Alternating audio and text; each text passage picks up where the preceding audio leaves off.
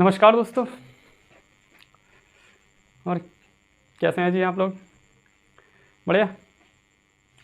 तो फ्रेंड्स, जैसा कि आप लोगों को पता ही होगा कि काफ़ी टाइम के बाद ये मेरी जो है वीडियो लगभग 6 से 7 मंथ के बाद ही आ रही है। ये वजह वजह नहीं बताऊंगा, वजह बहुत बड़ी है, इसलिए इस चीज़ को नेगलेक्ट करते हैं और इस चीज़ पर फोकस करते हैं कि आगे की क्लास से प्रॉपर रूप से कैसे कराई जाए जो सिलेबस कंप्लीट हो जाए। तो फ्रेंड्स, ये जो अब आने वाली क्लासें हैं मेरे ख्याल से अब प्रॉपर रूप से आती रहेंगी। ये जो बीच का 5 से 6 महीने का गैप हो गया, इसके लिए तहे दिल से माफ़ी चाहूँगा। तो फ्रेंड्स, जो भी गलती होगी उसके लिए माफ़ कर देना। बट अब आने वाले टाइम में मैं ये जो जहाँ से भी बची हुई क्लासें हैं वो लगातार कराऊंगा और तब तक कराऊंगा जब तक कि सिलेबस कंप्लीट ना हो जाए। तो फ्रेंड्स, बने रहिए मेरे साथ। और जैसा कि आप लोगों को पता है कंप्लीट क्या क्या चीज़ होगी, वो सबसे पहले ब्लड कराया था, ब्लड कंप्लीट, एंड देन उसके बाद हार्ट कराया था, दूसरा चैप्टर हार्ट भी हो गया था, एंड तीसरा स्टार्ट करवाया था न्यूट्रिशन। और न्यूट्रिशन में भी समथिंग एक मैंने क्लास ज़्यादा नहीं, सिर्फ एक ही क्लास ली है। वो भी क्लास क्या, सिर्फ एक ओवरव्यू के तौर पे मैंने आपको ये दिखा दिया था कि इस न्यूट्रिशन चैप्टर के अंतर्गत पढ़ना क्या क्या है। तो उसके साथ में और बाकी इस चीज़ इसमें कुछ भी नहीं कराया था। केवल देखिए, चैप्टर को व्यू के तौर पे मैं पहले से पहले ये दिखाता हूँ कि चैप्टर में है कितना और तुम्हें पढ़ना कितना कितना है। तो उससे ये समझ में आ जाती है कि हाँ ये पॉइंट है, इन्हीं पर हमें डिटेल के साथ डिस्कशन करना है। और इससे फ़ायदा क्या होता है, फ़ायदा ये होता है कि अगर बाई चांस एक भी पॉइंट अगर मैं मिस कर जाऊँ तो आप मिस नहीं करोगे, अगर पहले से उसके बारे में पता होगा आपको कि इस चीज़ के बारे में हमें पढ़ना है तब। और मैं अगर वो नहीं कराऊँ तो 2-4 चीज़ अगर मिस भी कर जाऊँगा तो आप लोगों को पता ही नहीं चलेगा। तो फ्रेंड्स, इसलिए मैं फुल्ली ट्रांसपेरेंसी इस मामले में रखना चाहता हूँ कि आपके साथ कोई भी खासकर एजुकेशन को लेकर कोई भी धोखाधड़ी ना हो, और चैप्टर अगर जो भी कराया जा रहा है तो वो कम्प्लीटली कराया जाए, क्योंकि हर किसी का अधिकार होता है एक अच्छी शिक्षा पाने का। और मैं तो आप लोगों को वैसे ही फ्री ऑफ कॉस्ट यहाँ पर जो एजुकेशन है वो प्रोवाइड करा रहा हूँ अपने यूट्यूब के माध्यम से इस प्लेटफॉर्म पर। तो बने रहिए मेरे साथ। तो ज़्यादा टाइम फाई नहीं दोस्तों, बस यथाशीघ्र स्टार्ट करते हैं। तो आइए दोस्तों, जैसे कि मैंने उस जो इससे पहले जो क्लास है, अगर आप लोगों ने, मैं ये भी बताना चाहूँगा दोस्तों कि इससे पहले की जो क्लास है 3 से 4 मिनट की है, ज़्यादा लंबी नहीं है। अगर चाहो तो उसे आप लोग देख सकते हो। उससे देखने के लिए क्यों कह रहा हूँ, क्योंकि वो जो देखोगे तो आपको ये पता चल जाएगा इस चैप्टर में, यानी कि न्यूट्रिशन, चैप्टर का नाम है न्यूट्रिशन। न्यूट्रिशन जो मैं करा रहा था तो उसमें मैंने क्या क्या चीज़ करा दिया और अब मैं उसको मतलब एक शॉर्ट मतलब संक्षिप्त में मैंने करा दिया था। और अब मैं यहाँ पर उसी चीज़ के लिए हर एक point wise step by step detail के साथ एक्सप्लेन करने वाला हूँ। तो आइए आज से स्टार्ट करते हैं nutrition chapter. Ready?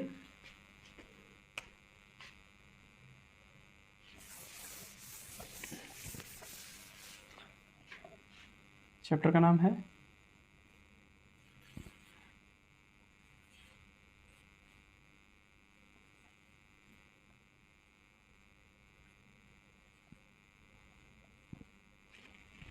Nutrition, right. इसको इसको न्यूट्रिशन होता क्या है ये चीज़ तो आप लोगों को पता ही होगा। जैसे कि मैं आप लोगों को बताऊं, न्यूट्रिशन ये सारी चीज़ें मैं पहली क्लास में बता चुका हूँ। फिलहाल दोबारा रिवाइंड करा देता हूँ कि जैसे कि चाहे आप जीव जंतु ले लीजिए, पेड़ पौधे ले लीजिए, या फिर मनुष्य को ले लीजिए। अगर मनुष्य की बात करें तो मनुष्यों में क्या होता है कि शारीरिक एवं मानसिक विकास के लिए जिन तत्वों की आवश्यकता होती है उसे क्या कहते हैं, पोषण कहते हैं। यानी हिंदी में इसे न्यूट्रिशन, वो हिंदी में पोषण और अंग्रेजी में इसे न्यूट्रिशन बोलते हैं, ठीक है। तो इसको 2 भागों में बांट कर देखा जा सकता है। इसको 2 भागों में बांट कर देखा जा सकता है। एक तो होता है ऑटोट्रॉफ्स, एक होता है ऑटोट्रॉफ्स, और दूसरा होता है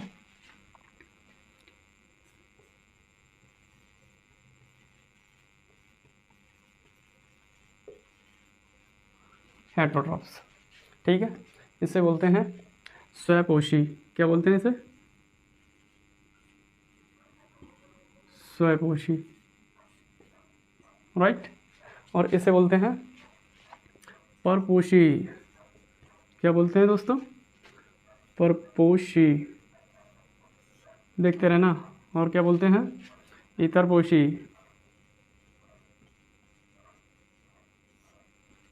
राइट। ये क्या होता है? मैंने इनके बारे में बता दिया था। और ये इसके बारे में क्या बताया था कि स्वयपोषी। स्वयपोषी अश्व किसे कहते हैं? जो अपने भोजन या फिर न्यूट्रिशन को प्राप्त करने के लिए दूसरों के ऊपर डिपेंड नहीं रहते, उन्हें क्या कहते हैं? स्वयपोषी। और इतरपोषी क्या होता है? ये जस्ट स्वयपोषी का अपोजिट होता है। तो दोस्तों इसमें क्या होता है कि ये मतलब इसमें कि जिसे अपने ऐसे जीव जिनको अपने भोजन एवं पोषण के लिए, भोजन या पोषण के लिए दूसरे जीवों के ऊपर निर्भर रहना पड़ता है, उसे परपोषी, इतरपोषी या फिर एक शब्द और है जिसे बोलते हैं विषमपोषी या फिर विषम पोषी, ठीक है, कहते हैं। और अंग्रेजी में बोलते हैं इसे हेटरोट्रॉप्स, इसे बोलते हैं ऑटोट्रॉप्स, ठीक। इनकी डेफिनेशन समझ में आ गई। ये समझ में आ गया कि ये क्या क्या होते हैं। सिंपल सी बात है, जो अपना भोजन स्वयं से भोजन या फिर न्यूट्रिशन या फिर अपने जीवन की आवश्यकताओं को पूरा करने के लिए दूसरे चीज़ों के ऊपर डिपेंड नहीं रहते, स्वयं से बना लेते हैं, उन्हें स्वयं से जनरेट कर लेते हैं, क्रिएट कर लेते हैं या फिर बना लेते हैं, तो वो स्वयपोषी कहलाते हैं। और जो अपने आप से ये सारी चीज़ें नहीं कर पाते वो हेटरोट्रॉप्स यानी कि इतरपोषी, परपोषी या फिर विषमपोषी कहलाते हैं, ठीक है। तो इसके अंतर्गत कौन कौन सी चीज़ें आती हैं? जैसे कि पेड़ पौधे वगैरह हैं, वो क्या होते हैं? ऑटोट्रॉप्स होते हैं, ठीक। अच्छा, इनमें दोनों चीज़ों में साथ साथ लेकर के मैं इसलिए चल रहा हूँ क्योंकि दोनों में अंतर डिफाइन हो जाएगा। और अंतर डिफाइन करने का एक और बहुत अच्छा बेनिफिट ये है यहाँ पर कि आप इस चीज़ को विजुलाइज कर सकेंगे और रियल लाइफ में, क्योंकि जब अंतर एक दूसरे में हम कंपेयर करके चलते हैं तो उससे भूलने के चांसेस बहुत कम हो जाते हैं। तो फ्रेंड्स, इसीलिए मैं सीधे सीधे इनको कंपेरेट भी एक दूसरे से करते हुए यहाँ पर चल रहा हूँ। तो इसमें क्या होगा कि ये दूसरे के ऊपर निर्भर नहीं रहेंगे, ठीक है। मैं सीधे सीधे लिख देता हूँ कि ये अपना भोजन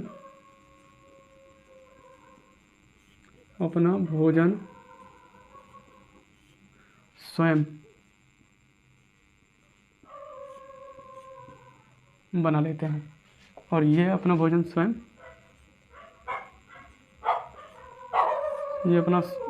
नहीं बना पाते, ठीक है। तो जब ये अपना भोजन स्वयं बना लेते हैं तो इनको दूसरों के ऊपर निर्भर रहने की ज़रूरत है? जी नहीं, ये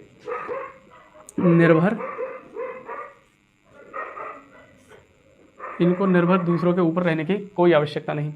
और इसे भाई साहब, इसे तो निर्भर रहने की ज़रूरत है, ठीक है।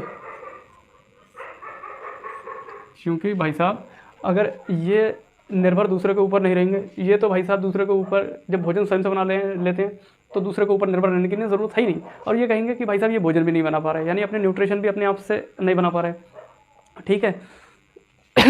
तो ये कहें कि ना भाई साहब हम भी दूसरे के ऊपर निर्भर नहीं रहेंगे ऑटोट्रॉप्स की तरह, तो ये तो भूखे मर जाएंगे भाई साहब, मर जाएंगे जी, बिल्कुल मर जाएंगे।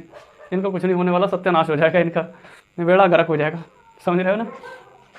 अब इसमें कौन कौन सी चीज़ें आती हैं? इसमें मान लीजिए आपके पेड़ पौधे वगैरह हैं, जो भी हैं ये चीज़ें आती हैं। और क्या मनुष्य श्रेणी में आएगा? जी नहीं। आप कहोगे मनुष्य तो मतलब जो भी है अपने खाद्यान्न की जो भी वस्तुएं हैं जिनसे वो न्यूट्रिशन प्राप्त करता है तो वो तो उगाता है, तो भाई साहब वो उगाता है लेकिन बनाता नहीं है, ठीक है। तो उगाने में और बनाने में भी आपको अंतर डिफाइन करना होगा, यू हैव टू डिफाइन।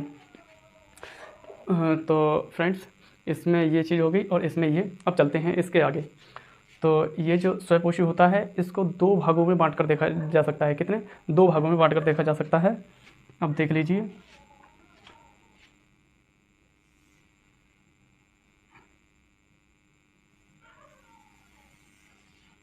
ठीक।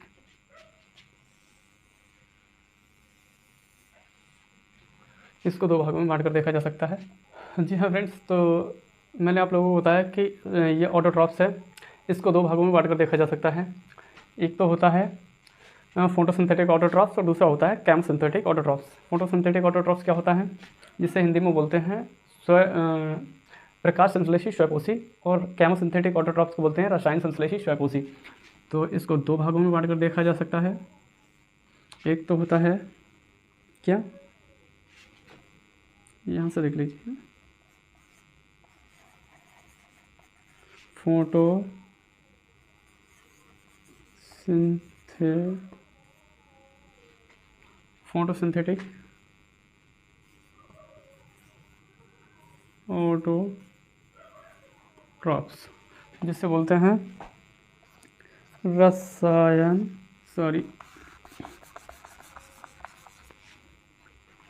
प्रकाश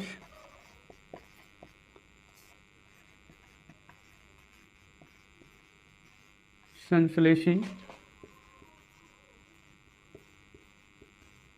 स्वकोशी, राइट। प्रकाश संश्लेषी स्वकोशी क्या होता है, इसके बारे में बात बताऊंगा, पहले ये भी देख लो। दूसरा कौन सा होता है,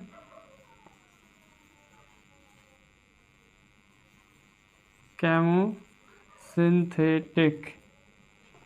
ऑटोट्रॉप्स।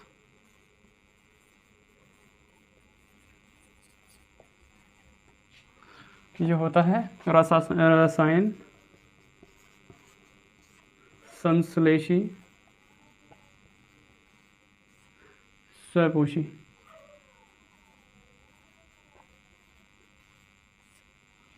ठीक है, ये क्या होता है अभी, अब समझ लेते हैं इसके बारे में, दोनों के बारे में, कि प्रकाश संश्लेषी स्वकोशी क्या होता है। आप लोगों ने 5 से लेकर कक्षा 5 जो होता है, क्लास 5, उससे 5, 6, 7 से लेकर के 10 या 12 तक आप लोगों ने एक चीज़ ज़रूर सुनी होगी, और वो जब साइंस आप लोगों ने पढ़ी होगी तो ज़रूर सुनी होगी, जिससे बोलते हैं प्रकाश संश्लेषण की क्रिया। अगर आप लोगों ने गाइस प्रकाश संश्लेषण की क्रिया पढ़ी है तो ये जो है फोटोसिंथेटिक ऑटोट्रॉप्स बहुत ही ईजी होने वाला है ये। और वो कैसे, वो अभी बताता हूँ मैं। जैसे कि इससे क्या मतलब है, इससे तो पता चल रही है कि ये भोजन तो अपने आप से बनाने वाले हैं, यानी कि पेड़ पौधे होते हैं वो कैसे किसी क्या कोई उनको खाना बना के और थाली में परोस के देता है कि ये लीजिए भाई साहब खा लीजिए, वो कहते हैं कि बस बहुत बहुत धन्यवाद और इतना सब कुछ करने के लिए तहे दिल से आभार व्यक्त, ऐसा कुछ करते हैं? नहीं करते ना, क्यों? क्योंकि उन्हें पता है अरे भाड़ में जाए, हमें तो हमारा भोजन मिलने ही वाला है। इधर सूर्य निकल आए, इधर से वातावरण से क्या मिलती है, कार्बन डाइऑक्साइड, और जल उन्होंने अपनी जड़ों से ले लिया, यानी भूमि से, बस उनका जो भोजन है वो तैयार हो जाता है बन करके। तो फ्रेंड्स इसी टाइप से कैसे इसके जो सही मायने में डेफिनेशन होगी वो कैसे करके होगी कि इस प्रक्रिया के माध्यम से जो जीव जगत है वो अपने लिए क्या करते हैं कि स्वयं से भोजन तैयार कर लेता है। तो और इस जो प्रक्रिया में जो मुख्य योगदान होता है वो किसका होता है, इस प्रक्रिया में जो मुख्य योगदान होता है वो होता है प्रकाश का। ठीक है, अब प्रकाश का होता है तो क्या होता है कि वनस्पतियों में जो वनस्पतियाँ जो होती हैं वो प्रकाश की उपस्थिति में क्या करती हैं, प्रकाश की उपस्थिति में कार्बन डाइऑक्साइड और जल, इन चीज़ों के माध्यम से क्या करती हैं,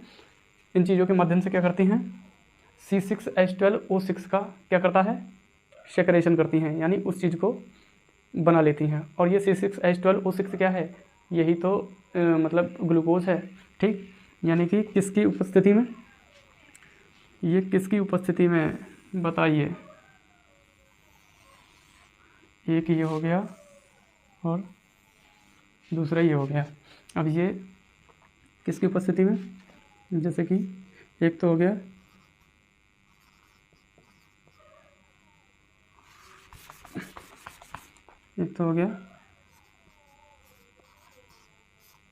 सूर्य का प्रकाश। ठीक है, और दूसरा क्या होने वाला है, जल, और तीसरा क्या होने वाला है, कार्बन डाइऑक्साइड।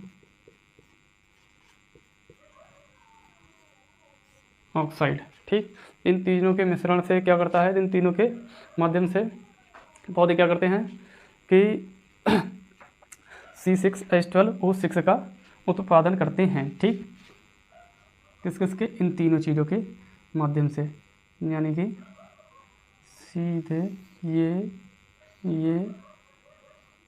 और ये तीनों चीज़ों की बात चल रही है, यानी कि C6H12O6। अब ये आप कहोगे कि ये क्या होता है, तो भाई साहब ये होता है ग्लूकोज। ये क्या होता है,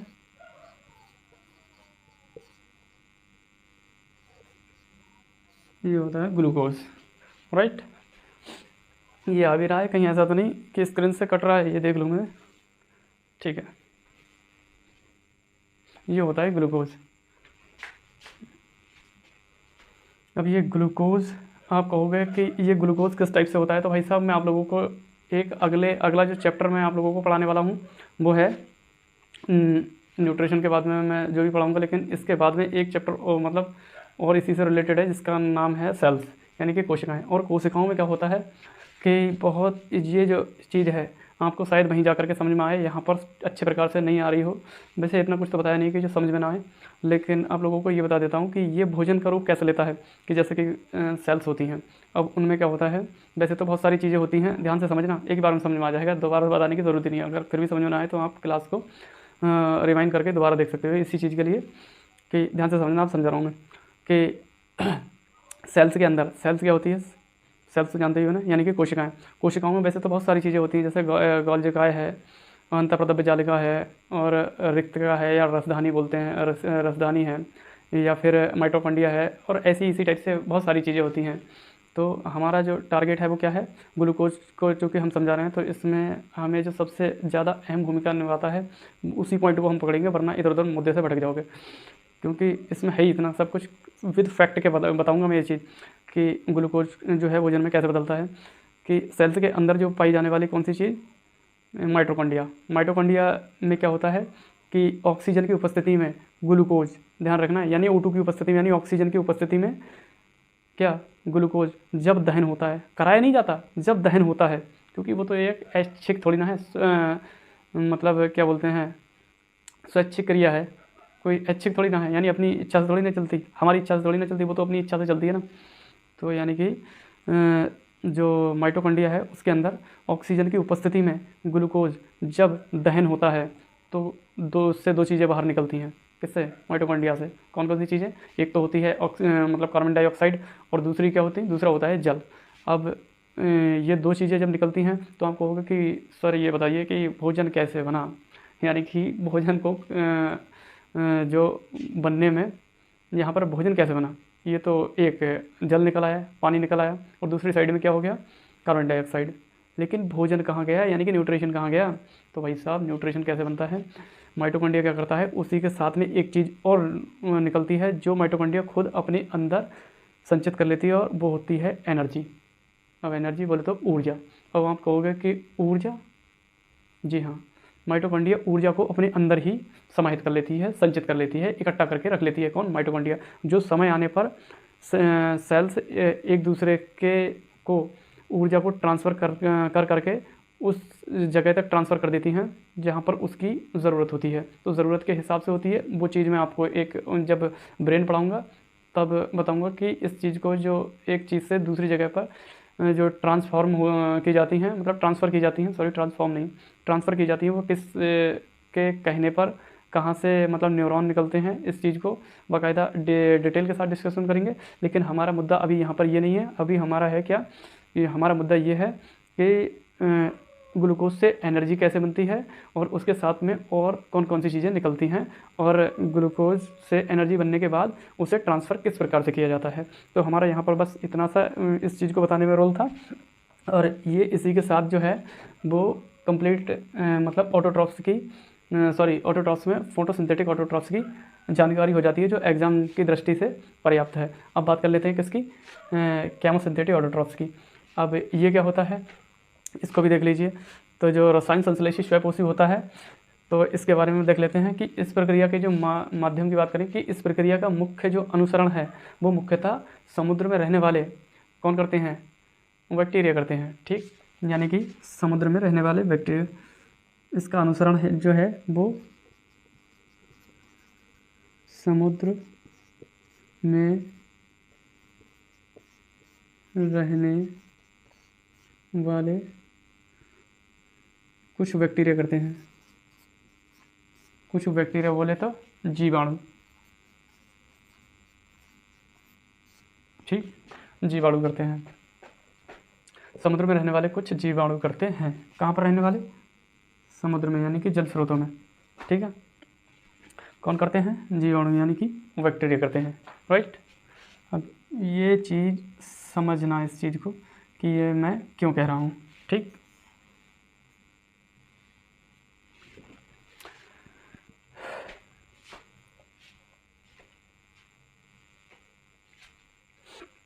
क्योंकि जल स्रोतों में एक चीज़ और पाई जाती है जिसका नाम है हाइड्रोजन सल्फाइड।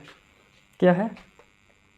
हाइड्रोजन, क्योंकि समुद्र में ही पाई जाती है एक अन्य गैस जिसका नाम है हाइड्रोजन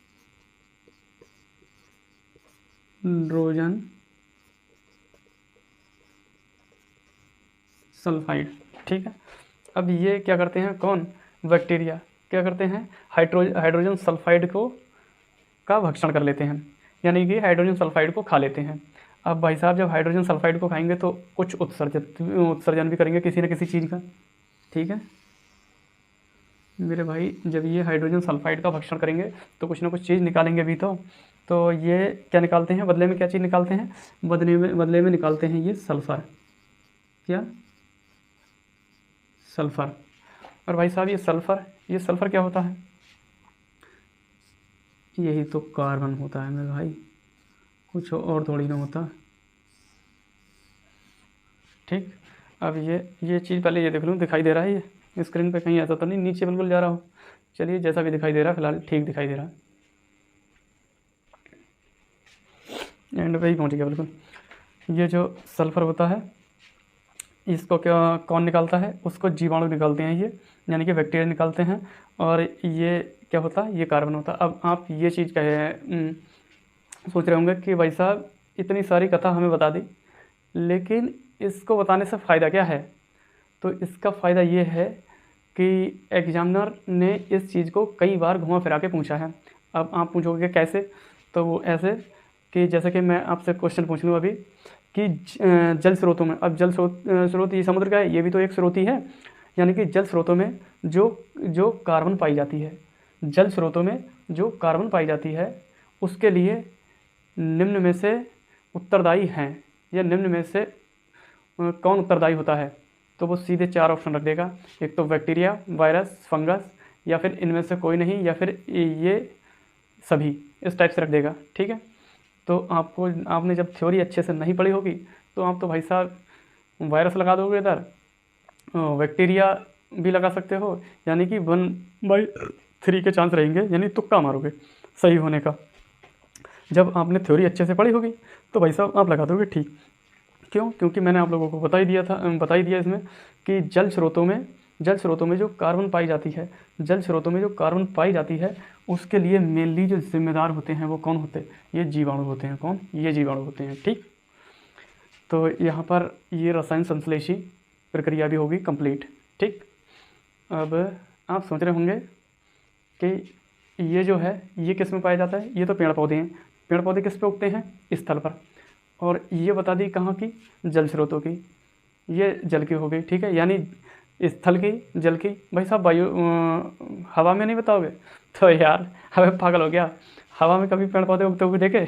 नहीं देखे होंगे ना, होते ही नहीं है यार। और बाकी होते हों तो भाई साहब मैं इस चीज़ से अनजान हूँ, अनभिज्ञ हूँ, मुझे इस चीज़ के बारे में कोई आइडिया नहीं है। वो किसी और से पूछ लेना, मुझे भाई साहब राम राम, मैं नहीं बता पाऊँगा इस चीज़ के बारे में। बाकी क्लास को आगे बढ़ाते हैं, इस चीज़ के बारे में देख लेते हैं क्या, हेटरोट्रॉप्स के बारे में। हेटरोट्रॉप्स की मैंने डेफिनेशन आप लोगों को पहले ही बता दी। ये जस्ट किसके? ऑटोट्रॉप्स के अपोजिट होती है। ये भोजन अपने आप से नहीं बना पाते, ये अपने भोजन एवं न्यूट्रिशन एवं पोषण के लिए एवं अपनी आवश्यकताओं के लिए दूसरे जीवों के ऊपर, चाहे वो जीव जंतु हों या फिर पेड़ पौधे हों या फिर कोई और, उनके ऊपर क्या करते हैं? डिपेंड रहते हैं, यानी कि उनके ऊपर निर्भर रहते हैं। तो ऐसी चीज़ों के लिए क्या कहते हैं? हेटरोट्रॉप्स, या फिर वो सारी की सारी चीज़ें हेटरोट्रॉप्स के अंतर्गत आती हैं। ठीक है, जितना समझ में आया, बस मैं जो बोल रहा हूँ उसको अच्छे से और ध्यान से समझना, और उसको एकदम माइंड से ना विजुलाइज़ करना कि मैं जो बोल रहा हूँ कहाँ बोल रहा हूँ, और जो शब्द मेरे हैं वो एक एक शब्द बड़ा अनमोल है। अगर आप इसे अच्छे से मतलब सीखने के पर्पज़ से सुनते हैं तब, अदरवाइज़ तो मेरी बकवास ही सुनाई देगी। जो भी मैं बोलूँगा, जो भी मेरी आवाज़ है वो बकवास ही सुनाई देगी। चलिए, तो इसकी मैंने डेफिनेशन बता दी थी। अब इसके बारे में देख लेते हैं कि मनुष्य इसके लिए एक क्या है, प्रमुख क्या है भाई साहब, कारण ही तो है। मनुष्य इसके लिए एक मुख्य कारण है, किसके लिए, हेटेरोट्रॉप्स के लिए। तो अब बात कर लेते हैं किसकी, कि मनुष्य के लिए आवश्यक पोषक तत्व। ठीक, यानी मनुष्य के लिए आवश्यक पोषक तत्व क्या क्या होते हैं, यहाँ पर लिख देता हूँ मैं। मनुष्य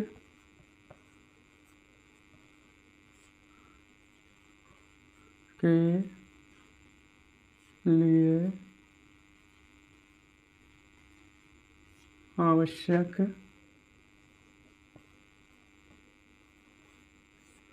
पोषक तत्व। अच्छा, मनुष्य के लिए आवश्यक पोषक तत्व कौन कौन से होते हैं, तो ये बात मान लीजिए, पोषक तत्व होते कौन कौन से हैं, जो मतलब मनुष्य के मानसिक एवं शारीरिक विकास के लिए आवश्यक होता है, उसे क्या कहते हैं, न्यूट्रिशन कहते हैं। ठीक, यानी कि मनुष्य के लिए जिन पोषक तत्वों की आवश्यकता होती है, किसके लिए, मानसिक और शारीरिक विकास के लिए जिन पोषक तत्वों की आवश्यकता होती है, उसे क्या कहते हैं, न्यूट्रिशन कहते हैं। सीधे सीधे ये समझ लीजिए कि ये जो शरीर है और दिमाग, इनको बढ़ाने के लिए जिस चीज़ की भी ज़रूरत पड़ती है उसे पोषण कहते हैं। अब ये पोषण भी क्या, कितने, तो भाई साहब 2 प्रकार के होते हैं। 2 प्रकार के होते हैं, कितने, 2 प्रकार के होते हैं। मैंने यहाँ पर इसकी डेफिनेशन ओरली बता दी, बट बोर्ड पे इतना सब कुछ लिख नहीं सकते क्योंकि लिमिटेड जगह होती है, बार बार मिटाना होता है, इसलिए आप सुनने पे ज़्यादा ध्यान दें। और साथ ही साथ जो 2 लिख रहा हूँ, तो क्यों लिख रहा हूँ, क्योंकि ये 2 प्रकार की होती है। क्या, ये जो न्यूट्रिशन मैंने बताया वो कौन कौन सा, तो ये भी देख लीजिए। एक तो होता है माइक्रो न्यूट्रिशन, माइक्रो नहीं मैक्रो कर देते हैं, ठीक है, चलिए माइक्रो ही कर देते हैं। माइक्रो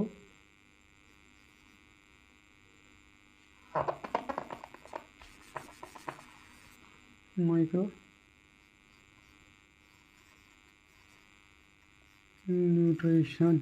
ठीक, मेरे ख्याल से यार थोड़ा ज़्यादा हो जाएगा।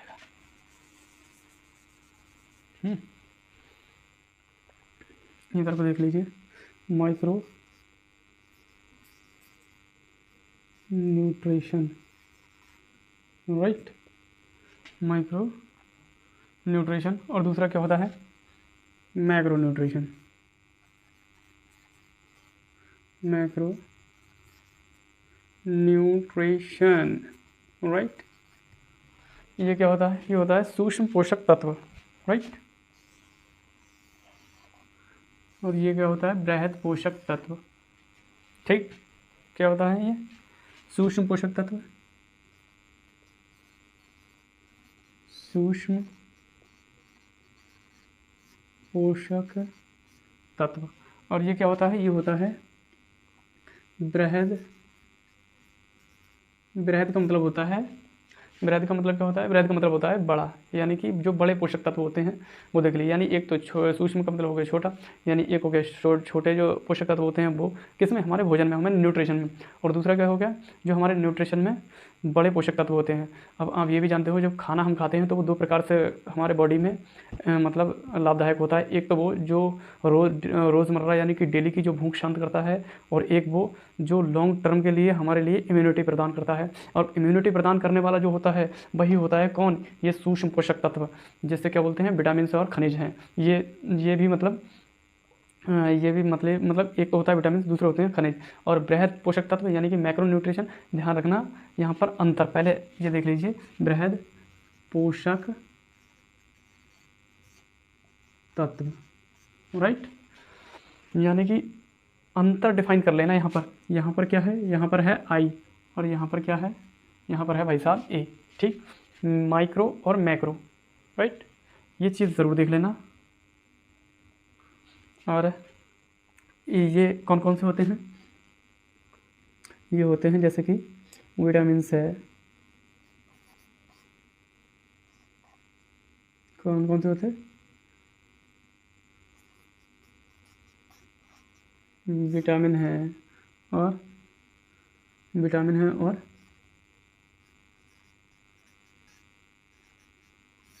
खनिज। ठीक। और ये बृहद पोषक तत्व, इसमें कौन कौन सी चीज़ें पाई जाती हैं, जैसे कि देख लीजिए आप, जैसे कि पहले इनकी डेफिनेशन सुन लीजिए कि सूक्ष्म पोषक तत्व क्या होते हैं, यानी कि माइक्रो न्यूट्रिशन, ऐसे न्यूट्रिशन जो हमारे भोजन एवं पोषण में कैसे बड़ी मात्रा में उपस्थित होते हैं, उन्हें तो मैक्रो न्यूट्रिशन कहते हैं। जो बड़ी मात्रा में उपस्थित होते हैं उन्हें मैक्रो न्यूट्रिशन कहते हैं, जिससे हिंदी में बृहद पोषक तत्व कहते हैं। और जो हमारे भोजन में अल्प मात्रा में उपस्थित होते हैं, ध्यान रखना, अल्प मात्रा में या फिर अल्प मात्रा यानी कि कम मात्रा में उपस्थित होते हैं, उन्हें माइक्रो न्यूट्रिशन कहते हैं। ये आप लोगों को अच्छे से समझना होगा। You have to understand it, right, या फिर you have to understand about it. तो इसमें कौन कौन सी चीज़ें होती हैं, विटामिन्स और खनिज। और इसमें कौन कौन सी चीज़ें आ जाती हैं पोषक तत्व में, इसमें बता दीजिए। इसमें ये जो मसल्स है, फैट है और कार्बोहाइड्रेट। ठीक। तो दोस्तों एक तो हो जाएगा कार्बोहाइड्रेट,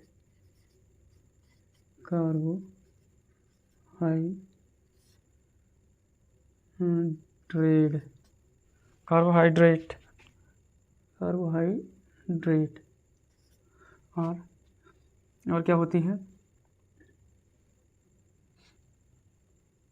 और दूसरा क्या होता, कार्बोहाइड्रेट, वसा। ठीक। और तीसरा वसा, अंग्रेजी में बोलते हैं फैट। कार्बोहाइड्रेट और प्रोटीन एक होता है, ध्यान रखना क्या होता, प्रोटीन। ठीक, ये समझ लेना।